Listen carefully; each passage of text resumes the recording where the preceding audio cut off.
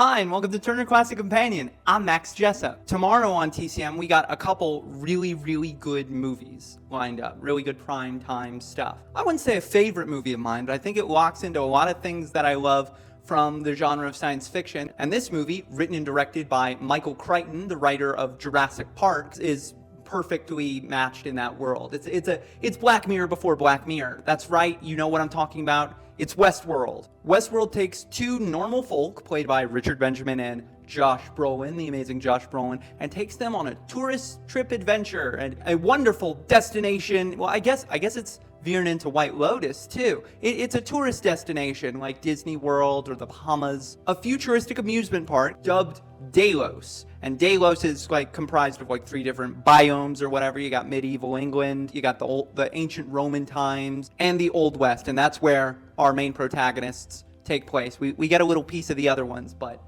you know, we're in Westworld. This is a show we're putting on for our guests. They're the stars, all that in a bag of chips. But as you might imagine, some of the android actors start to malfunction and become very real threats, running amok and killing the tourists, as Jurassic Park might characterize. John, if the Pirates of the Caribbean breaks down, the pirates don't eat the tourists. For all intents and purposes, this is a soft run for Jurassic Park. It's, you know, all the same tenets, all except the ecological part, which is the dinosaurs. It shines a lot on our blind trust in certain consumerist affairs, but I think it also is like a big deal with like AI right now. The idea that like all this stuff is fallible. We don't fully know what we're putting into this, even if we do right now. And again, I'm repeating myself, but it's like Jeff Goldblum says in Jurassic Park. You know, Yeah, but your scientists were so preoccupied with whether or not they didn't stop to think if they should. And of course, I failed to mention the main villain is a sort of Terminator-like gunslinger, played by Yul Brynner. Yul Brynner, we just talked about the other day on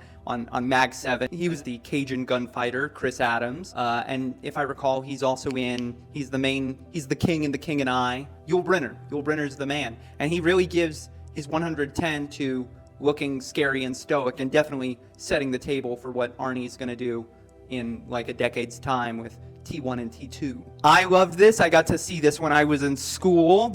I think, if I recall, this was the final film I saw in my undergraduate education. They screened this one, you know, obviously not knowing that this was my last. I might have preferred a more, you know, wistful movie, but this is such a fun time. I would recommend this movie in a heartbeat. It plays on TCM tomorrow night at 6:15 p.m. You do not want to miss it. TCM doesn't play enough genre pictures, except if it's 1 a.m., so please take advantage of this. Thank you guys for watching Turner Classic Companion, your one-stop shop for what plays on TCM, the Criterion Channel, and wherever you find amazing classic films. Thank you.